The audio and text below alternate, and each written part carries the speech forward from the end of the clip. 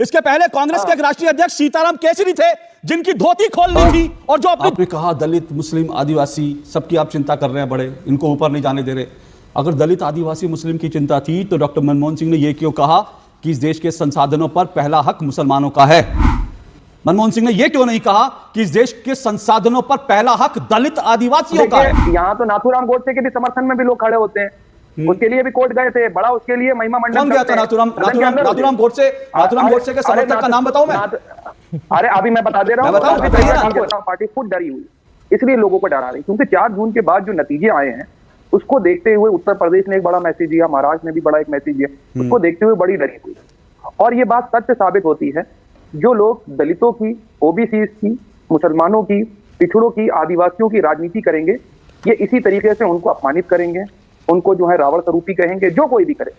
ना दलितों की आवाज जो है उच्च स्तर पर पहुंचना चाहिए, ना ओबीसी की पहुंचना चाहिए, और मुसलमानों के खिलाफ तो कैसा जाहिर उगल है, वो सब जानते हैं, जग जाहिर है। चाहे वहां गिरिराज सिंह बोले जाकर के बिहार के अंदर, चाहे जो है लोगों को भड़काएं, बातें करें ऐसी जिससे दंगा फसाद हो, और बहराइच के दंगे के अंदर हमने तो देख भी लिया कि क्या करा गया, किस तरीके से काम करा। बहरहाल इसके इधर हट करके जो भाषा होनी चाहिए, भारतीय जनता पार्टी की मौजूदा सरकार है, इनसे पूछिए कि अगर आप कह रहे हैं कि सब एकजुट हो जाओ, कटोगे तो बटोगे, तो एक नारा तो मैंने भी बहुत पहले दिया था, वो तो अब बड़ा ट्रेंड में, वो भी कि जुड़ेंगे तो जीतेंगे, ये पॉजिटिव नारे हैं।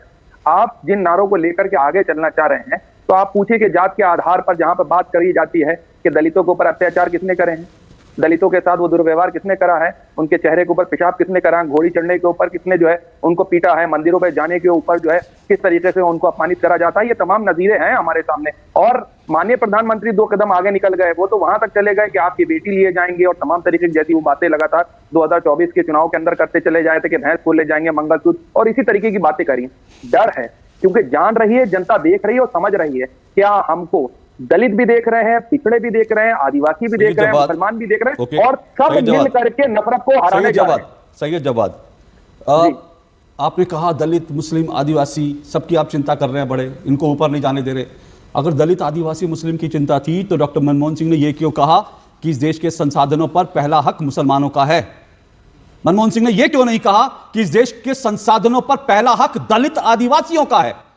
जब मुसलमानों की बात आएगी तब आप जो है दलित, आदिवासी को भूल जाएंगे, तब आप देश के संसाधनों पर पूरा हक मुसलमानों का है, पहला हक मुसलमानों का है देश के संसाधनों पर। तब आपको दलितों की याद नहीं आती, तब आपको आदिवासियों की याद नहीं आती, तब आपको पिछड़े की याद नहीं आती, तब तो मुसलमान ही सब कुछ है।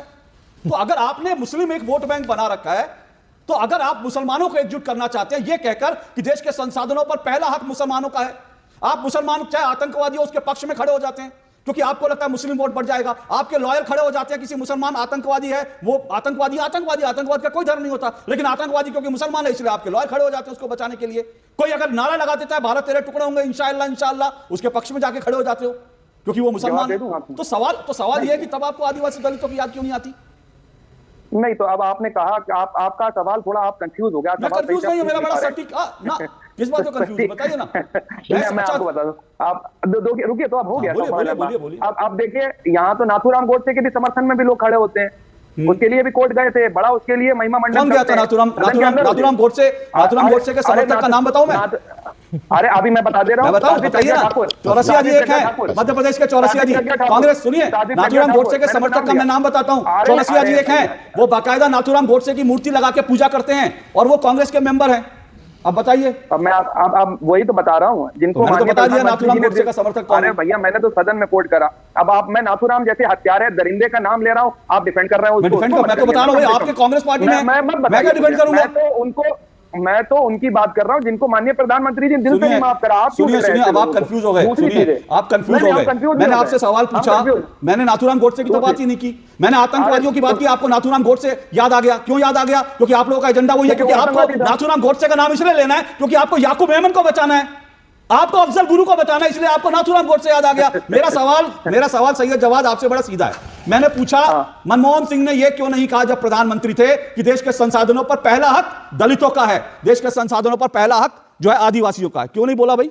तब मुसलमानी क्यों याद है? सुनिए, आपने मनमोहन सिंह का पहली चीज अर्धसत्य बताया। अर्धसत्य चैलेंज कर रहा हूं। सुनिए सैयद जवाद, फैक्ट चेक हो चुका है इसके। मैं भी आपको कर दे रहा हूं, मैं भी आपको चैलेंज कर दे रहा हूं। बिल्कुल नहीं। निकालिए कहां है मैं निकाल निकालिए। लेता हूं उनकी 2 स्पीच। निकालिए स्पीच निकालिए, अरे भैया स्पीच निकालिए। सही है जवाब। झूठ मेरे 2 टूक में झूठ नहीं चलता, 2 टूक में झूठ नहीं चलता। डॉक्टर मनमोहन सिंह का यह बयान एक बार नहीं 3 बार का बयान है, और उनका तीसरा बयान यह है कि हां मैंने कहा था कि भारत के संसाधनों पर पहला हक मुसलमानों का है। यह डॉक्टर मनमोहन सिंह ने खुद कहा था, जब आप जैसे लोग झूठ फैला रहे थे और आप जैसे लोग एक जो है संदेह पैदा करने की कोशिश कर रहे थे कि डॉक्टर मनमोहन सिंह ने ऐसा कुछ नहीं कहा। लेकिन डॉक्टर मनमोहन सिंह ने आके आप ही लोगों का गुब्बारा फोड़ दिया। उन्होंने कहा मैंने कहा, गुब्बारा नहीं फोड़ा। सुन तो लीजिए शांतिपूर्वक। अरे सर सुनिए ना, सच बोलने की आदत डालिए। अब आप बताइए, आगे बढ़िए। मैं कह रहा हूं नहीं, सुनिए, इसको आप चैलेंज मत कीजिए। ये बात बार बार प्रूव हो चुकी है। मैं सुनिए, मेरे दर्शकों का टाइम खराब मत कीजिए। ये बात मैं 10 बार प्रूव कर चुका हूं। डॉक्टर मनमोहन सिंह का बयान ये है। अब आप इसका उत्तर दीजिए। अगर आपके पास उत्तर नहीं है तो बोलिए पास, या बोलिए फोन ऑफ फ्रेंड। मैं उसके बाद चला जाऊंगा समाजवादी पार्टी के पास। 10 सेकंड अब मुद्दे की बात कर लेते हैं। जो मुद्दे की बात यही है। मुद्दे की बात फिर सुनिए, तीसरी बार पूछता हूं मुद्दे की बात। क्यों नहीं कहा आदिवासियों के लिए इतना दर्द था? अगर जो है ओबीसी के लिए इतना दर्द था, अगर जो है इतना दर्द था जो है पिछड़ों के लिए, क्यों नहीं बोला कि ओबीसी आदिवासियों का पहला हक है संसाधनों का? क्यों मुसलमान ही बोले गए? जवाब दे दूं आपको। इस वक्त कांग्रेस के राष्ट्रीय अध्यक्ष कौन है बताइए? कौन है बताइए तो। मेरे सवाल का जवाब नहीं हुआ ये।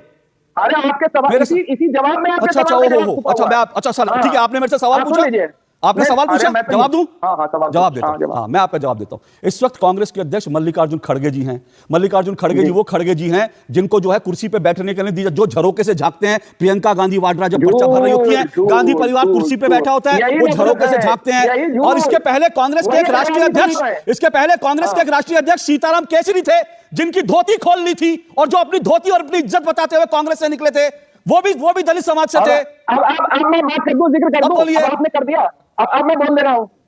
पार्टी के मुरली मनोहर जोशी साहब कहां हैं? भारतीय जनता पार्टी के अडवाणी साहब का क्या हुआ? भारतीय जनता पार्टी के अंदर अभी सर, छोड़ करके बिल्कुल आपने अडवाणी जी और सबका नाम लिया, बहुत अच्छी बात है। लेकिन मैं कहता हूं भारत की राजनीति में किसी दलित अगर अध्यक्ष की धोती खोलने का काम हुआ, जिसको उसके बाथरूम में बंद कर दिया गया, तो वो देश की राष्ट्रीय पार्टी का एक ही अध्यक्ष हुआ है और एक ही दलित अध्यक्ष हुआ है, और वो सीताराम केसरी है, जिनकी धोती खोल दी थी और जिनको अपनी इज्जत बचाने के लिए बाथरूम में बंद होना पड़ा। अब आप फोन फ्रेंड कीजिए। अब आपके पास जवाब नहीं है, चलिए मैं आगे बढ़ता हूं। अब आप फिर मुझसे अगला सवाल पूछेंगे। तो इनसे ना रिस्पॉन्ड कीजिए। तो इनसे ना, अरे मेरे की डिबेट थोड़ी है। 10 मिनट से आप जवाब देने की कोशिश कर रहे हैं। मेरे सवाल का जवाब नहीं है आपके पास। मैंने सिंपल सा सवाल पूछा कि अगर आदिवासियों की, दलितों की इतनी चिंता है तो ये क्यों कहा कि देश के संसाधनों पर पहला हक मुसलमानों का है? सिंपल सा एक सवाल, इसका कोई मुझे ठोस जवाब दे दीजिए तो मैं फिर आपकी बात स्वीकार कर लूंगा, नहीं तो आगे बढ़ता हूं।